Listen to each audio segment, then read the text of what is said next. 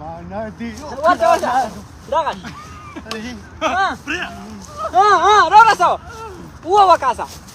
ځه ډېر خبره وړو صحیح دی عمران شاته درغې ولا دغه شي ولا وکاسه پرې نه دی ولا عمران ځه کینې بنا برا صحیح دی وړو ډېر ښه یا پرېږده وړو ځه جوکته ډېر ښه پرېږده وړو ما ته جوړو هغه د تا بره وړو بیا ورپسې شاته ودرېږه که ورکه وکړه ازمل ډېر خوند دی کړی یار ځه لوړ یو کس شاته که یو کس شاته که یو مخکې پرېږده واړو مه یې که نه دا مازدیګر شو که نه لغونې کې بس یووالی که ودرېږي ته بیا وګوره نور هم دغه نور دې خوا راوړه راځه خو زه یم بیا به دې خوا شټل نه دا پښمني کې ډېره مزه هم کوي که نه پاکستان په سخت یخنۍ کې موږ پاکستان کې دا شته چې ورته سبشل ټوپ کې دغه بس دا صحیح هلکه دا جاکټ وباسه خوله خوله کې صحیح ایکسرسایز دې کې کېږي وکاسه ښه که نه صحیح خولۍ فوټبال نه سیوا خولۍ هم نه دې کوي خود تا ورسره ټول وجود تا ورسره ټول وجود عمرانه وده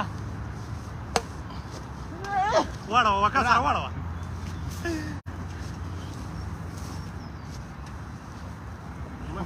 دواړو نه بچ زه بیارېږم مړه مې سپېږي به نه سلو وایي هېڅ هم نشته ښه سلو نو دا نور خو مونږ د سترګې وغورځو ورخوشه په واده ورخوشه دا بیا کیمره لګي نور شي که نه نور شي بیا نه کېږي واده نور خو اوس لاړ ولکه سترګو ته داسې مخامخ دی که نه واده وکاسه قسم دې نظر مې کاڼه کړی نور دی نور واده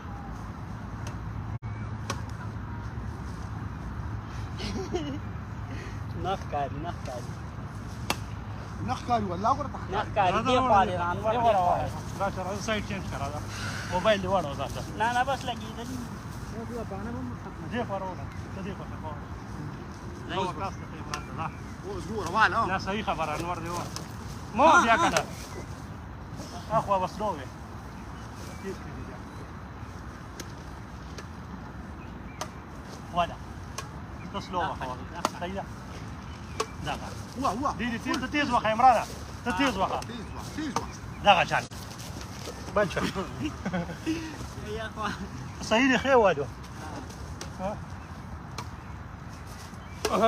تیز وای برانه ته په واده سلو وخه مه راځه واده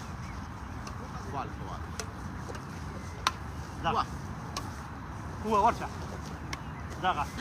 واړه سلو معمولي پښتو بیا ځي والو مرا واړه وکاسه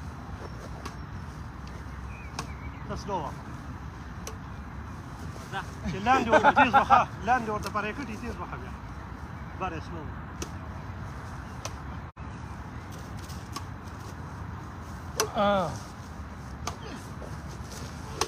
موبایل ته ګوره وکاسه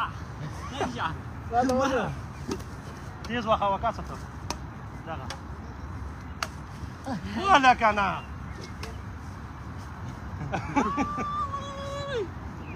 رکب چې څه دغه شي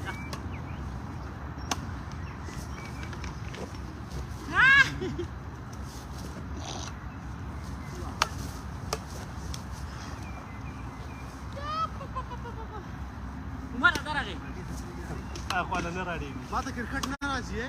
کرکټ کې یو بال وشم سر د پاسه دی او دې کې داسې اکثر دا ولا ټول نه سم ګیم دی من نه راځي کرکټ نه دا ما مسکو بالو کسي مسکو نه کرکټ کې به منډې وخیا ډېر ستړي کوي دا ښه دی ټول نه سم ګیم دی